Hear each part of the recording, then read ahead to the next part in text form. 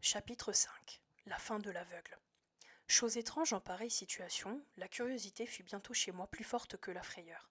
Au bout de quelques instants, il me devint impossible de rester en place, et rampant doucement au bord du fossé, j'allais m'abriter derrière un buisson de guenets, d'où je voyais la route et la porte de l'auberge. J'étais à peine installé dans ce poste d'observation quand l'avant-garde de l'ennemi se montra. C'étaient 7 ou 8 hommes qui couraient en désordre précédés par l'homme à la lanterne. 3 de ces individus allaient ensemble en se tenant par la main, et bientôt, en dépit du brouillard, je reconnus que dans ce trio, l'homme du milieu n'était autre que l'aveugle. Presque aussitôt, j'entendis sa voix et m'assurai ainsi que je ne m'étais pas trompé. Enfoncez la porte, criait-il. À l'instant, répondirent 2 ou 3 voix. Il y eut une poussée au seuil de l'amiral Benbow, puis les assaillants s'arrêtèrent court, et je les entendis se parler en chuchotant, comme s'ils étaient surpris, de trouver le passage libre. Mais ce ne fut pas long car l'aveugle se mit à donner des ordres. Sa voix s'élevait de plus en plus, il semblait pris d'un accès de rage. Entrez donc, cria-t-il. Voulez-vous prendre racine ici? Qu'attendez-vous maintenant? 4 ou 5 des premiers arrivés obéirent à cette injonction. 2 autres restèrent sur la route avec le terrible aveugle. Il y eut un silence, puis une exclamation de surprise, et une voix cria dans la maison. Bill est mort! Mais l'aveugle ne fit que les accabler d'injures pour leur lenteur. Fouillez-le, tas de lourdeaux! Que les autres montent dans sa cabine et enlèvent le coffre. Il faut donc tout vous dire? Je les entendis monter notre vieil escalier avec un tel bruit de gros souliers que la maison devait en être ébranlée. Peu après, nouveau cri de surprise. La fenêtre de la chambre du capitaine sauta en pièces avec un vacarme de vitres cassées, et un homme s'y montra, éclairé en plein par la lune. Il s'adressait à l'aveugle qui attendait sous la fenêtre. Pio, cria-t-il, nous sommes refaits, on a fouillé le coffre avant nous. La chose est-elle encore là? Rugit l'aveugle. L'argent y est. Au diable l'argent, je te parle de la griffe de Flint. Nous ne la trouvons pas. Et vous autres en bas, la trouvez-vous sur Bill? Cria l'aveugle. À ce moment, un de ceux qui étaient demeurés au rez-de-chaussée, sans doute pour fouiller le cadavre du capitaine, reparut sur le seuil de la porte. Bill a sûrement été déjà fouillé, dit-il. Il n'y a plus rien sur lui. Ce sont les gens de l'auberge, c'est le petit garçon pour sûr, hurla l'aveugle. Que ne lui ai-je arraché les yeux? Mais peut-être est-il temps encore. Les gens étaient là tout à l'heure, puisque la porte se trouvait verrouillée quand je suis venu. Dispersez-vous, garçons, et cherchez. Ce qu'il y a de sûr, c'est qu'ils ont laissé ici leur chandelle allumée, dit l'homme à la fenêtre. Cherchez, fouillez partout, démolissez plutôt la maison pierre à pierre, reprit Pew en frappant le sol de son bâton. Ce fut alors un vacarme infernal dans notre vieille auberge. Des pas lourds courant dans les chambres, des meubles défoncés, des portes battant de tous côtés, des fenêtres volant en éclats. Puis, l'un après l'autre, les hommes sortirent en déclarant qu'il était impossible de nous trouver. En ce moment, le même sifflet qui avait tant alarmé ma mère résonna de nouveau dans la nuit, à 2 reprises. J'avais supposé que c'était le signal de l'aveugle pour appeler sa bande à l'assaut, mais je m'aperçus par la direction d'où venaient les coups de sifflet et par l'effet produit sur les brigands qu'il s'agissait plutôt de les avertir d'un danger. C'est Dirk, dit l'un des hommes, et de 2 coups. Il va falloir décamper, camarade. Qui parle de décamper? Cria Pew. Parce que cet imbécile et ce poltron de Dirk a pris peur? Ne le connaissez-vous pas? Ne vous occupez pas de ce sifflet, cela n'en vaut pas la peine. Il s'agit de trouver ces gens, ils ne peuvent être loin. Je gage que si vous avez le nez dessus, tas de chiens, damnation si j'avais seulement mes yeux. Cet appel produisit un certain effet.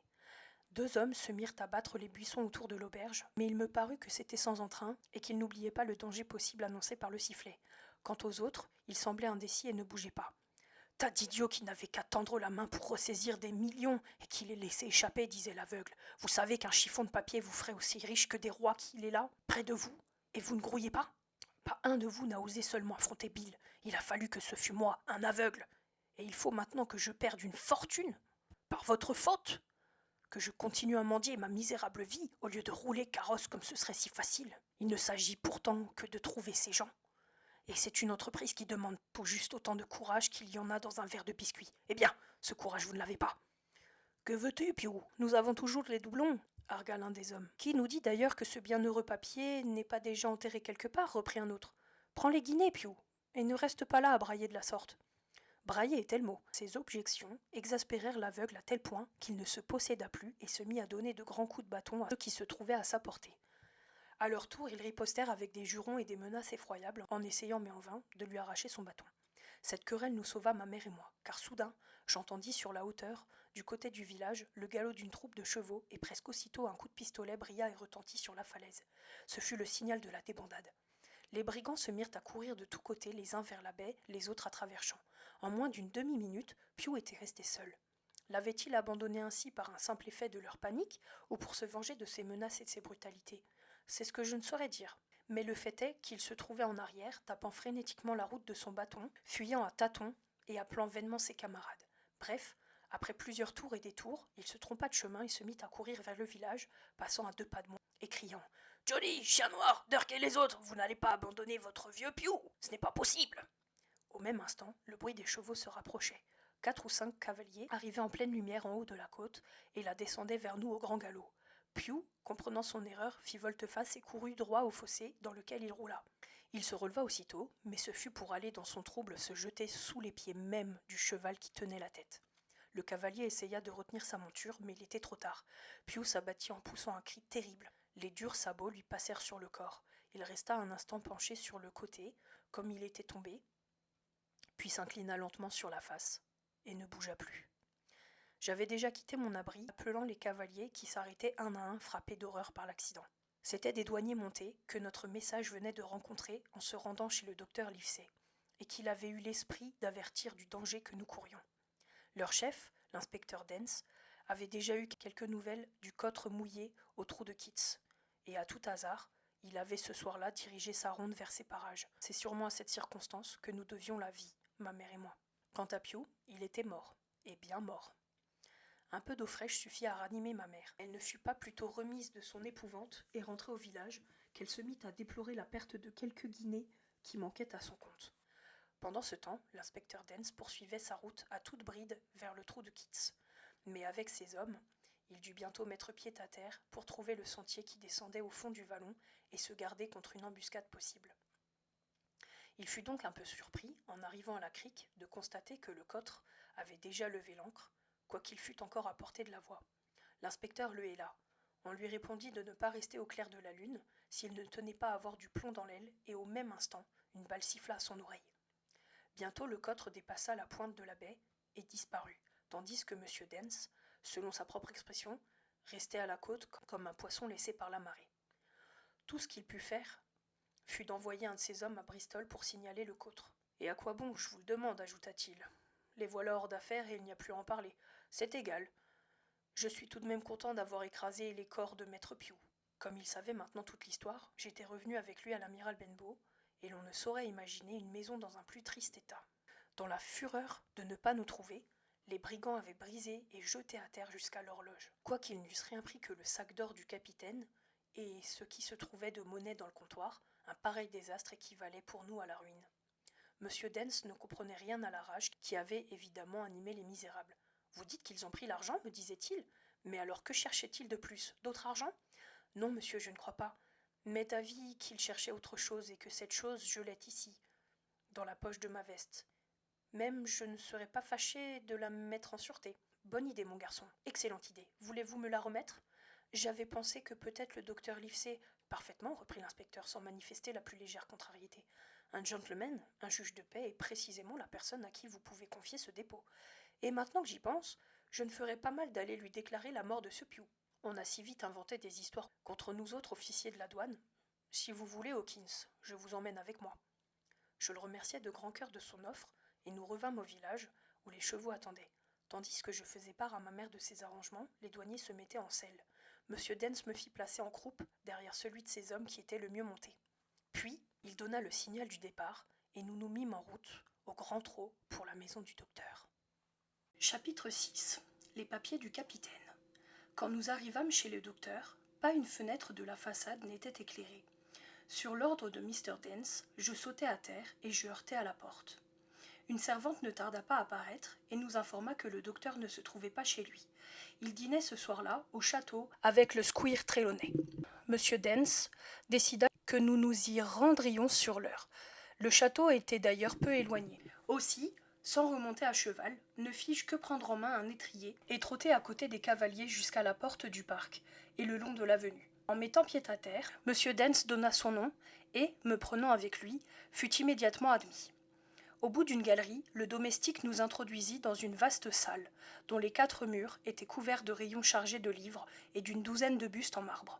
Nous y trouvâmes le squire et le docteur installés au coin d'un bon feu, en fumant paisiblement leurs pipes. Je n'avais jamais vu d'aussi près le squire Trelawney. C'était un homme de haute taille, plus de 6 pieds anglais, fort et large, à proportion, avec une bonne figure ouverte et franche, bronzé par de longs voyages. Ses sourcils étaient très noirs et se fonçaient facilement. Cela lui donnait l'air dur, quoiqu'il n'eût pas, au fond, mauvais caractère, et fût seulement très vif et quelque peu hautain. Entrez, Mr. Dance, dit-il majestueux et affable. Bonsoir, Dance, dit le docteur avec un signe de tête. Et bonsoir aussi, Jim. Quel bon vent vous amène. L'inspecteur, droit et raide, conta son histoire comme une leçon. Il fallait voir les deux gentlemen se pencher pour l'écouter, se regarder avec surprise et en oublier de fumer. Quand ils surent avec quel courage ma mère était revenue à l'auberge, le docteur Livesey se donna un grand coup sur la cuisse, en manière d'approbation, tandis que le squire criait « Bravo !» et ce faisant, cassait net sa longue pipe sur la cheminée. Le récit n'était pas encore terminé que M. Trelawney avait déjà quitté son fauteuil et marchait à grands pas dans la salle.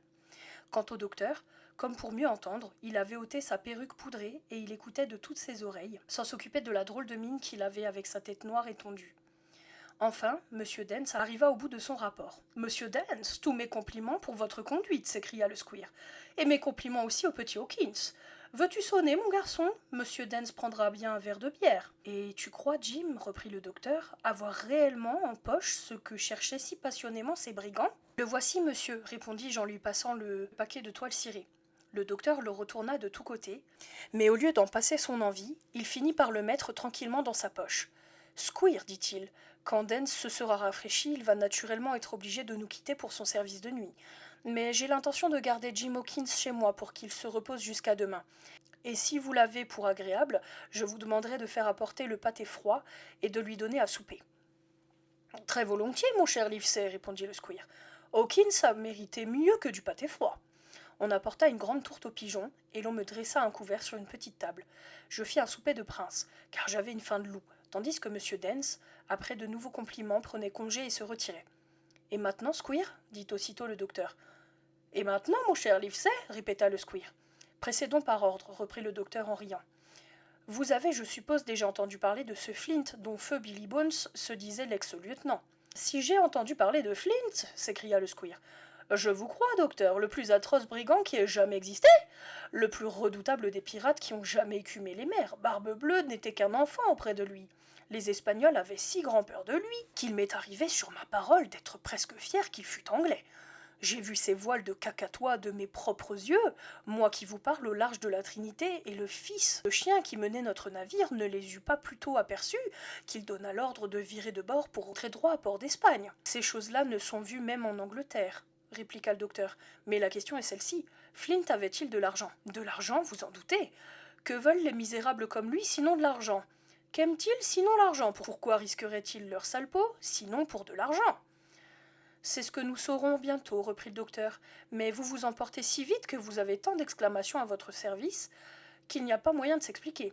Voici ce que je vous demande. Supposez que j'ai là dans ma poche quelques indices sur l'endroit où Flint cachait son trésor. Ce trésor, à votre avis, peut-il être considérable ? Considérable, monsieur ? Je ne vous répondrai que ceci. Si vous avez l'indice que vous dites, je m'engage à fréter un navire à Bristol pour m'embarquer avec vous et le jeune Hawkins ici présent et aller à la recherche de ce trésor. Dussions-nous y passer 1 an ? Parfait, dit le docteur. Eh bien maintenant, si Jim est de cet avis, nous allons ouvrir ce paquet. Et il le déposa sur la table. Le paquet était cousu sur les côtés. Le docteur tira sa trousse et coupa les poings avec ses ciseaux de chirurgien. La toile cirée enveloppait 2 objets. Un carnet de bord et un papier fermé par des cachets de cire. « Voyons d'abord le carnet, reprit le docteur. Le squire et moi nous regardions par-dessus son épaule pendant qu'il l'ouvrait, car le docteur Livesey, voyant que j'avais fini mon souper, m'avait dit avec bonté de m'approcher pour participer à l'enquête. Sur la première page, il n'y avait que des griffonnages, comme peut en faire le premier venu, une plume à la main par désœuvrement ou pour s'exercer. Une autre page portait la même indication que j'ai vue tatouée sur le bras du capitaine, le caprice de Billy Jones. Un troisième portait comme titre « Monsieur William Bones, second du navire », une autre cette résolution « Plus de rhum ». Puis, c'est au large de la clé de Palmas qu'il l'a attrapé.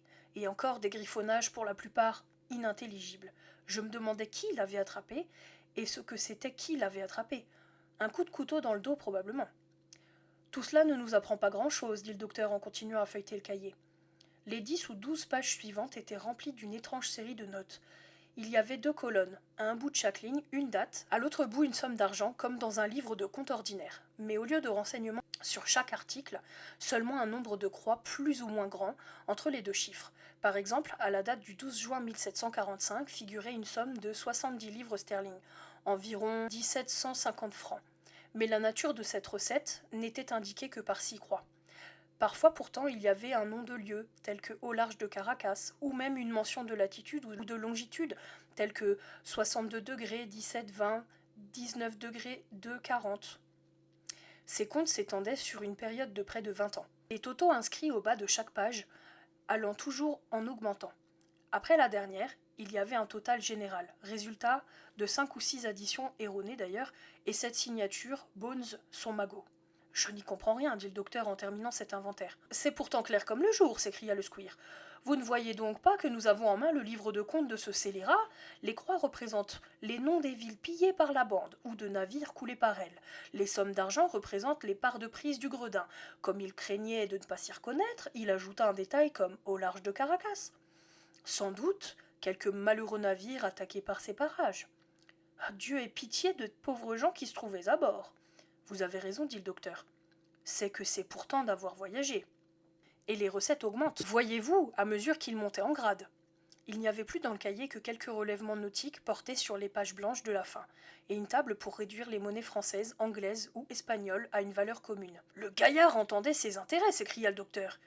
Il tenait à ne pas être dupé au change. Et maintenant, dit le squire, voyons le reste. Le reste, c'était le papier, scellé de plusieurs cachets de cire, avec un dé à coudre en guise d'empreinte. Le même dé, peut-être, que j'avais trouvé dans la poche du capitaine. Le docteur ouvrit cette espèce d'enveloppe avec. Il en tomba la carte manuscrite du Nil avec latitude et longitude, sondage, point d'atterrissage, hauteur, indicatrice, passe et baie, en un mot, tous les détails nécessaires pour venir en toute sûreté y mouiller un navire. L'île pouvait avoir 9000 de long sur 5 de large, sa forme était à peu près celle d'un gros dragon sur ses pattes de derrière. On y remarquait d'abord 2 ports naturels presque entièrement fermés par les terres voisines, et au centre, une colline désignée comme la Longue Vue.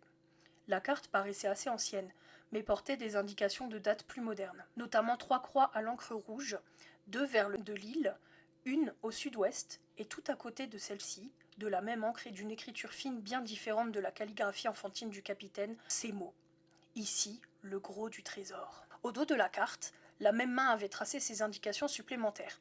Grand arbre sur la croupe de la Longue Vue, un point au N de NNE, île du squelette, ESE par E, 10 pieds, l'argent en barre dans la cachette du nord, pour y arriver, suivre la vallée de l'Est, à 10 brasses au sud du rocher noir qui porte une figure. Les armes et munitions faciles à trouver dans le sable, pointe N du cap qui ferme, le mouillage nord, un point à l'E, car N. C'était tout. Si brève que fussent ces indications, pour moi parfaitement inintelligibles, elles remplirent le squire et le docteur de la joie la plus vive. Livesey, s'écria M. Trelawney, vous allez abandonner dès demain votre misérable médecine. Je pars sans délai pour Bristol. En 3 semaines ou même moins, en 2 semaines, en 10 jours, je frette le plus fin voilier d'Angleterre avec un équipage de choix. Nous prendrons Hawkins comme mousse, et un fameux mousse, ça sera Hawkins. Vous, Livesey, chirurgien du bord, et moi, grand amiral. J'emmène Redruth, Joyce et Hunter. Nous tombons sur les vents favorables. Après la traversée la plus heureuse, nous trouverons l'île sans la moindre difficulté. Et dans l'île, de l'or en veux-tu, en voilà. De l'or à rouler dessus et en faire des choux et des raves. Tandis que le squire s'abandonnait à ce mirage, la face pensive du docteur s'était subitement rembrunie. Vous n'oubliez qu'un point, Trelawney, dit-il tout à coup. C'est que cet or n'est pas notre propriété et qu'il est d'ailleurs le produit du vol et du meurtre. C'est ma foi vrai, je n'y songeais pas, s'écria le squire avec sa franchise ordinaire. Mais quoi? Voulez-vous pour cela le laisser inutile et improductif dans cette île? Le docteur semblait réfléchir profondément et poser en lui-même toutes les données du problème. Non, je crois que nous n'en avons pas le droit, dit-il enfin. On peut faire trop de bien avec un trésor comme celui-ci.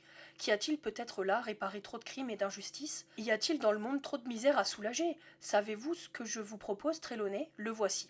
Convenons avant tout que nous regarderons ce trésor comme une trouvaille, ordinaire de monnaie ancienne dont la moitié au terme de la loi appartient à celui qui l'a faite et l'autre moitié à l'État, c'est-à-dire au roi George. Cela me paraît assez sage, dit M. Trelawney non sans un soupir. Quant à cette moitié que la loi nous attribue, poursuivit le docteur, convenons avant de la répartir entre nous d'en prélever une importante fraction. Le tiers, par exemple, au profit d'une fondation charitable, d'un hôpital, d'un asile pour les vieux marins, Ce sera la part des pauvres. Va pour la part des pauvres, s'écria le squire avec plus d'enthousiasme qu'il n'en avait éprouvé pour le roi George. Ce n'est pas moi qui la leur marchanderai. Eh bien, dans ces termes, je m'embarque avec vous, reprit le docteur dont le front s'était rasséréné. Et j'emmène Jim, et je compte que nous ferons tous deux honneur à l'expédition. Mais s'il faut tout vous dire, il y a un homme dont j'ai peur. Et qui est-ce demanda le squire. Nommez-le, monsieur, s'il vous plaît. C'est vous, répliqua le docteur, car vous ne savez malheureusement pas tenir votre langue et la discrétion est de toute nécessité pour conduire à bien une entreprise comme celle-ci. Songez donc, mon cher Trelawney, que nous sommes déjà trop de gens à connaître l'existence de cette carte. Ces individus qui ont attaqué l'auberge ce soir, des coquins hardis et prêts à tout, vous pouvez y compter, et le reste de l'équipage du Côtre, et d'autres encore peut-être sont sûrement déterminés à s'emparer de ce trésor coûte que coûte. Il faut donc à tout prix les dépister. Si vous m'en croyez, pas un de nous ne restera seul jusqu'au moment où nous prendrons la mer. Jim et moi nous attendrons ici. Vous, prenez Joyce et Hunter pour aller à Bristol. Et jusqu'à la dernière minute, pas un mot sur le but de notre voyage, pas l'ombre d'une indiscrétion. Livesey, dit gravement le squire, vous avez toujours raison. Je vous donne ma parole d'être silencieux comme la tombe. Chapitre 7. Le cuisinier du navire. Les préparatifs du départ prirent plus de temps que ne l'avait supposé le squire, et même le projet du docteur Livesey de me garder tout ce temps auprès de lui ne put être mis à exécution. Le docteur dut aller à Londres pour trouver un jeune médecin qui se chargeât de sa clientèle. Le squire était à Bristol, s'occupant avec activité de l'armement du navire. Je restais au château avec le vieux Redruth, le garde-chasse, à peu près prisonnier, mais ne rêvant que de voyages et aventures, déserts étranges et charmants. Presque toutes mes journées se passaient à étudier la carte de l'île, dont les moindres détails étaient gravés dans ma mémoire. Assis près du feu chez la femme de charge, j'accostais en imagination notre île par toutes les directions possibles. J'explorais chaque arpent de sa surface, j'escaladais 20 fois par jour la haute colline désignée comme la Longue Vue, et du sommet je me délectais à contempler le panorama le plus riche, le plus varié.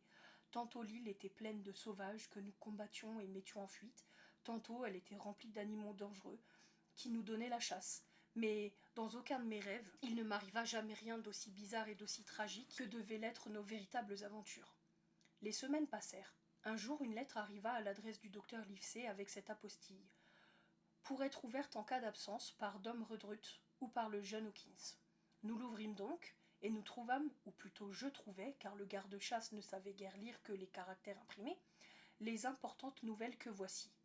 Hôtel de la Vieille Ancre, Bristol, 1er mars 1761. Mon cher Livesey, ignorant si vous êtes toujours chez vous ou à Londres, j'envoie ceci en double et aux deux adresses. Le bâtiment est armé et équipé, prêt à prendre la mer. C'est le plus joli schooner qu'on puisse voir. L'Hispaniola de 200 tonneaux, si léger et si bien construit qu'un enfant se chargerait de le diriger. J'ai fait cette trouvaille grâce à mon ami Blandly, qui se montre serviable au possible. Le brave garçon s'est mis corps et âme à ma disposition.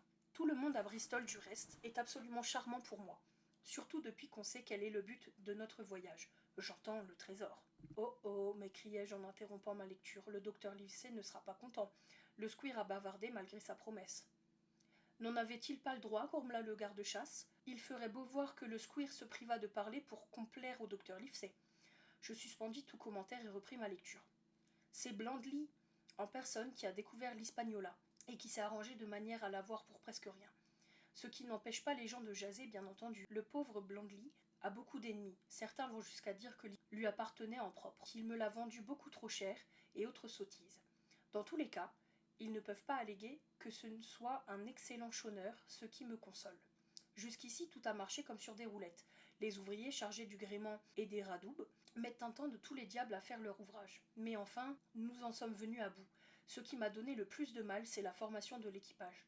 Il me fallait au moins une vingtaine d'hommes pour le cas où nous trouverions des sauvages dans l'île ou en mer, quelqu'un de ces maudits Français. Mais j'avais eu d'abord tout le mal du monde à recruter une demi-douzaine quand un coup du ciel m'a fait précisément tomber sur l'homme de la situation.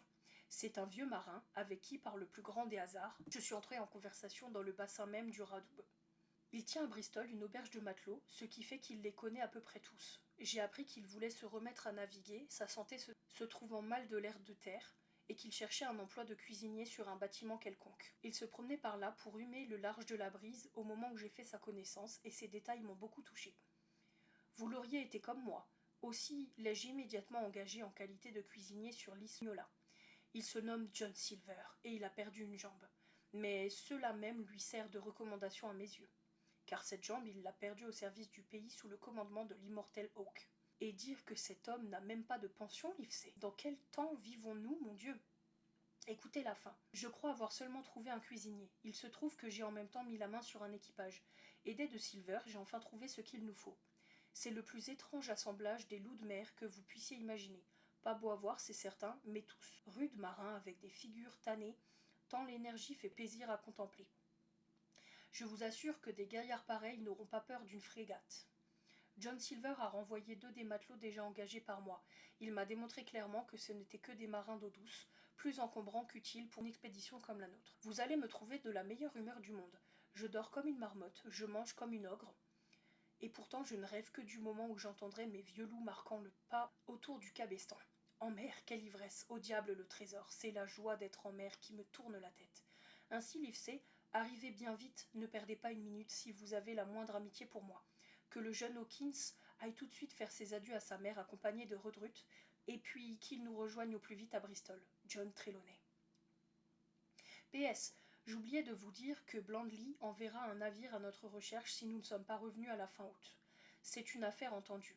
Il m'a aussi procuré un maître voilier qui est une vraie perle. John Silver a déniché de son côté un officier plein d'expérience pour nous servir de lieutenant. Il se nomme Monsieur Harrow. Pour maître d'équipage, nous avons un gaillard qui joue du fifre. Vous voyez, mon cher, qu'à bord de l'Hispaniola, tout va marcher comme sur un vaisseau de guerre.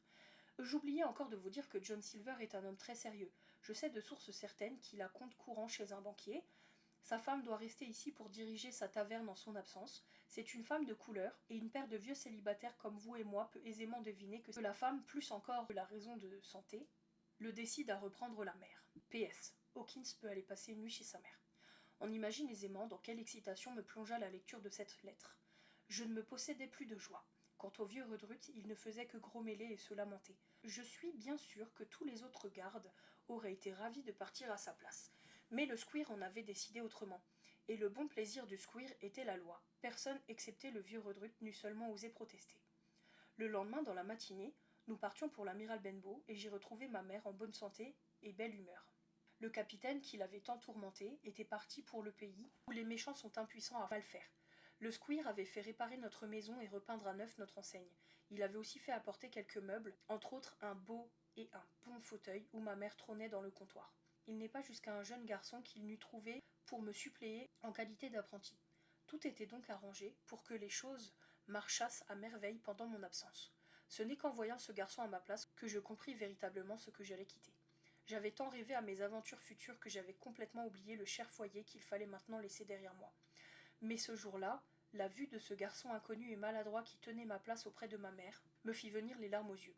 Je dus mettre ce pauvre enfant au supplice pendant le temps que je passais chez nous. Comme il n'avait guère l'habitude du service, j'avais sans prétexte pour le réprimander, et je ne me privais pas assez de les saisir. La nuit se passa, et le lendemain après dîner, Redruth et moi nous partîmes à pied. Je dis adieu à ma mère à la baie, au cher vieux amiral Benbow, moins cher peut-être depuis qu'il avait été repeint. Ma dernière pensée fut, je crois, pour le capitaine. Je l'avais vu si souvent se promener à grandes enjambées sur la plage avec son tricorne, sa balafre, sa longue vue sous le bras. L'instant d'après, nous tournions le coin du chemin et la baie disparaissait à mes yeux. Dans la soirée, nous prîmes sur la route de la diligence de Bristol. On me casa sur l'impériale, entre Redruth et un gros monsieur, et en dépit de l'air frais de la nuit, bercé par le balancement du véhicule, je ne tardai pas à m'assoupir. Je ne me réveillai même pas au relais, et il fallut pour me rappeler à la réalité que Redruth m'allongea un coup de poing dans les côtes. En ouvrant les yeux, je m'aperçus alors que nous passions devant une large rue, devant les maisons plus hautes que celles dont j'avais l'habitude et qui faisaient grand jour. Où sommes-nous demandai-je. À Bristol, me répondit-on. Presque au même instant, la diligence s'arrêta et nous mîmes pied à terre. L'hôtel choisi par M. Trelawney se trouvait sur les quais mêmes. Il pouvait ainsi surveiller de près l'armement du chôneur. Nous nous y rendîmes sans perdre de temps. On peut imaginer ma joie en voyant des vaisseaux de tout tonnage et de tout pays. Ici, les matelots procédaient en chantant à la toilette du pont. Là, ils étaient suspendus dans les airs à des cordages qui ne me semblaient pas plus gros que des fils d'araignée. Quoique j'eusse vécu toute ma vie au bord de la mer, il me semblait la voir pour la première fois. L'odeur du goudron et de la marée même me paraissait nouvelle. Je vis de merveilleuses figures, de proues toutes dorées, qui avaient sillonné les mers des deux mondes. J'aperçus de vieux marins avec des boucles d'oreilles et des favoris en tire-bouchons. Je crois bien que la vue d'un roi ou d'un archevêque ne m'aurait pas fait écarquiller de plus grands yeux. Et moi aussi j'allais partir. J'allais m'embarquer sur un vrai schooner avec un maître d'équipage qui jouait du fifre et des matelots à queue goudronnée, en mer à la recherche d'une île inconnue qui recelait d'immenses trésors. Tout en rêvant, nous étions arrivés à l'hôtel. Sur la porte, nous trouvâmes le squire Trelawney revêtu d'un habit en beau drap bleu, galonné comme celui d'un officier de marine. Il vint à nous avec un sourire, et je remarquai qu'il avait déjà pris l'allure balancée des gens de mer. Enfin, vous voilà, s'écria-t-il. Le docteur est arrivé hier de Londres. Nous sommes au complet. Oh, monsieur, quand partirons-nous demandai-je. Demain, me répondit le squire. Chapitre 8. À l'enseigne de la longue-vue. Quand nous eûmes déjeuné, M. Trelawney me chargea de porter un mot à John Silver, à l'enseigne de la longue-vue, ajoutant que je le trouverais aisément en suivant la ligne des quais. Je partis enchanté de la commission, ravi de pouvoir examiner tout à mon aise les navires et les matelots. Et c'est avec délice que je me glissai dans la foule qui encombrait à ce moment les docks, parmi les charentes et les ballots, car c'était l'heure la plus animée de la journée. Bientôt, l'enseigne que je cherchais apparut à mes yeux. Elle était nouvellement peinte au-dessus de la baie vitrée d'une petite taverne à rideaux rouges. Je trouvai en entrant un plancher proprement sablé, une salle assez gaie et claire, en dépit de la fumée de tabac, grâce aux larges portes ouvertes sur 2 rues latérales. Les clients étaient nombreux, des matelots pour la plupart. Ils parlaient si haut et faisaient tant de tapage que je m'arrêtai sur le seuil, hésitant à entrer. Comme j'attendais ainsi, je vis s'avancer vers moi un homme qui sortait d'une pièce voisine et dans lequel je reconnus à l'instant John Silver. Sa jambe gauche avait été coupée au niveau de la hanche. Il y suppliait par une béquille dont il se servait avec une habileté surprenante, sautant de côté ou d'autre comme un oiseau. C'était un homme de haute taille et très solidement bâti, avec une figure aussi large qu'un jambon d'York. Pas belle, mais intelligente et gracieuse. La bonne humeur semblait être sa qualité dominante. Il sifflait gaiement en circulant parmi les tables, avec un mot aimable pour chacun, une tape amicale sur l'épaule des plus favorisés. S'il faut tout dire, je dois avouer qu'en voyant mentionner John Silver dans la lettre du squire, j'avais frémi à la pensée que ce pouvait être le marin à une jambe, si longtemps attendu par moi, l'amiral Benbow. Mais un coup d'œil sur John Silver suffit à me détromper. J'avais vu le capitaine, Chien Noir, et l'aveugle Pew. Je savais comment un pirate était fait, quelle différence entre ces forbans et l'hôtelier souriant à qui j'avais affaire. Je me décidai à l'instant à surmonter ma timidité. Je traversai la salle, et me dirigeant vers l'homme à une jambe, je lui tendis ma lettre en disant « Monsieur Silver, n'est-ce pas ?»« Oui, mon garçon, c'est précisément mon nom, répond-il. Mais vous-même » Au même instant, il reconnut l'écriture du squire, et je crus le voir tressaillir. « Oh oh, dit-il très haut, je vois, vous êtes notre nouveau mousse, enchanté de faire votre connaissance. » Et il me serra cordialement la main. Au moment même, un des consommateurs se leva brusquement au bout de la salle et s'élança vers la porte qui était tout près de lui. En 2 secondes, il se trouva dehors, mais sa précipitation à sortir avait attiré mon attention et j'eus le temps de le reconnaître. C'était ce même homme à la face couleur de chandelle et à la main privée des deux doigts qui était venu le premier à l'amiral Benbow. « Oh » m'écriai-je, « arrêtez-le, c'est Chien Noir !»« Peu m'importe qui il est, répliqua John Silver, mais ce qui me fâche, c'est qu'il n'a pas réglé son compte. Harry, cours après lui et tâche de le rejoindre. » Un des hommes assis près de la porte sauta dans la rue et se mit à la poursuite du fuyard. « Ce serait l'amiral Hawke en personne que j'exigerais ce qui m'est dû, » reprit John Silver, en lâchant ma main qu'il tenait encore. « Comment dites-vous qu'il s'appelle, Chien quoi ?»« Chien Noir, monsieur. Le squire Trelawney ne vous a-t-il pas parlé des pirates ? C'est précisément l'un d'eux. »« Vraiment ?» fit John Silver. « Ah, le brigand ! Osez venir chez moi ? Bon, bah cours après lui avec Harry. »« Comment ? C'est un de ses requins. Et là-bas, Morgan, c'est avec toi qu'il buvait. Avance un peu, je te prie. » Celui qui s'appelait Morgan était un vieux matelot à tête grise et au teint couleur d'acajou. Il arriva d'un air assez embarrassé en mâchonnant sa chique. « Morgan, il faut nous dire la vérité, reprit sévèrement John Silver. Avais-tu jamais vu ce chien noir avant aujourd'hui ? » Non, sur ma parole, répondit Morgan en saluant avec respect. Connais-tu son nom ? Ah, ma foi non. Bien vrai, Morgan ? C'est heureux pour toi, car s'il en était autrement, tu n'aurais jamais remis les pieds ici. Je t'en donne mon billet. Que te contait donc ce gredin ? En vérité, j'en sais trop rien, répondit Morgan. Tu n'en sais trop rien ? Est-ce donc une tête que tu as sur les épaules ou bien un hublot ? S'écria John Silver. Tu n'en sais rien. Sais-tu seulement avec qui tu causais tout à l'heure ? Voyons, tâche de te rappeler un peu. Te parlait-il voyage, capitaine, navire ? Qu'était-ce enfin ? Nous causions punition à fond de cale, dit Morgan d'un air hébété. Vraiment ? C'est là de quoi vous causiez ? Vous auriez difficilement trouvé un sujet qui vous convient mieux. À tous les deux. Allons, va t'asseoir, vieux marsouin. Et tandis que Morgan regagnait sa place, John Silver me dit à l'oreille. Ce Morgan est un brave homme, mais quelle huître. Et maintenant que j'y pense, reprit-il plus haut, ce chien noir. Non, je ne connais pas ce nom. Mais comme j'ai une idée que j'ai déjà vu le requin quelque part... Oui, je me rappelle maintenant, il est venu 2 ou 3 fois avec une espèce d'aveugle. Précisément, m'écriai-je tout ému. L'aveugle en était aussi de la bande. C'était un nommé Pew. Juste, reprit John Silver, très agité. C'est bien ainsi qu'il s'appelait. Encore un qui n'avait pas l'air de valoir grand-chose. Si seulement nous pouvions pincer ce chien noir. Voilà une nouvelle qui ferait plaisir au capitaine Trelawney. Peu de marins courent aussi bien que Ben. S'il nous le ramène, nous allons rire. Ah, il parlait fond de cale. Eh bien, il en tâtera du fond de cale. Tout en parlant ainsi, il allait et venait dans la salle en sautant avec l'aide de sa béquille, donnait des grands coups de poing sur les tables, et au total, montrant une indignation de bonne aloi qui aurait suffi à convaincre un juge de Bow Street ou d'Old Bailey. Mes soupçons venaient de se réveiller en trouvant Chien Noir à longue vue, et j'étudiais de près notre cuisinier, mais il était trop malin pour se trahir, ou j'étais trop jeune pour voir qu'il jouait un rôle. Quand les 2 hommes partis à la poursuite du fuyard revinrent, hors d'haleine, en déclarant qu'ils avaient perdu sa trace dans la foule, et quand j'eus assisté à la scène que leur fit à ce sujet John Silver, je me serais porté caution pour lui devant tous les tribunaux du monde. Convenez, Hawkins, que je n'ai pas de chance, me dit-il en revenant vers moi. Ce qui m'arrive n'est-il pas absurde? Que va penser de moi le capitaine Trelawney? Avoir chez moi, dans ma maison, ce damné fils de Hollandais en train de boire mon meilleur rhum, en être immédiatement averti par vous, et le voir me glisser entre les mains, c'est trop fort. Mais je compte un peu sur vous, Hawkins, pour porter témoignage en ma faveur auprès du capitaine. Vous n'êtes qu'un enfant, c'est vrai, mais vous avez autant de cervelle qu'un homme. Je l'ai vu d'abord quand vous êtes entré. Mais aussi, à quoi suis-je bon avec cette vieille béquille? Quand j'étais jeune et que j'avais mes 2 jambes, je vous réponds que je l'aurais amarré le chien noir, et qu'il n'aurait pas été long à se voir orné d'une paire de bracelets. Mais maintenant, tout à coup, il s'arrêta et sa mâchoire tomba comme si quelque chose lui revenait à la pensée. Et le comte du brigand, s'écria-t-il, 3 tournées de rhum. Le diable m'emporte si j'y songeais. Là-dessus, il se laissa choir sur un banc, en riant aux larmes. J'en fais autant, et notre gaieté est si contagieuse que les murs de la taverne en sont bientôt ébranlés. Quel veau marin je fais encore, dit John Silver. Je serais bien surpris si nous ne nous entendons pas à merveille, mon cher Hawkins, car c'est comme mousse que j'aurais dû m'enrôler et non pas comme cuisinier. Mais voyons, il faut en finir. Le devoir avant tout pas vrai, je prends mon vieux tricorne et nous allons ensemble trouver le capitaine Trelawney pour lui conter cette affaire, car c'est plus sérieux qu'on ne le dirait à nous voir, et il faut convenir que ni vous ni moi n'avons brillé dans cette occasion. Vous non plus, ma foi. Pas de chance, mais la peste m'étouffe si j'ai autant ri depuis longtemps qu'à propos de ce conte.